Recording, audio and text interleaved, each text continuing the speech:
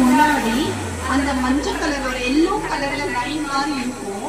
அந்த லைனுக்கு முன்னாடி நீங்க நிக்கணுமே தவிர அந்த லைன் அதுக்கப்புறம் நீங்க நிக்க கூடாது. ரொம்ப கவனமா இருக்கணும். டைம் வரும்போது நீங்க பேசிக்கிட்டே இருக்கக்கூடாது. வந்து போன பார்த்துக்கிட்டே என்ன பண்றாங்க, டைம் வரது கூட தெரியாம கையில வந்து அடிப்பட்டு இறந்துடுறாங்க. நம்ம உயிர் ரொம்ப ரொம்ப முக்கியமான ஒரு விஷயம்.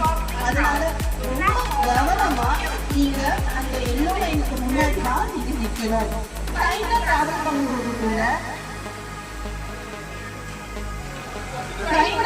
பண்ணும்போது ரொம்ப சேஃபா இருக்கணும். நிறைய கை கால் தலையெல்லாம் இது பண்ணக்கூடாது. குழந்தைங்களை பார்த்துக்கோங்க. உங்களுடைய உறவினர்களை நீங்க வந்து பார்த்துக்கோங்க. அதாவது உறவினர்கள் நண்பர்கள் பயணிக்கும் பொழுது பிரச்சனை இல்லை.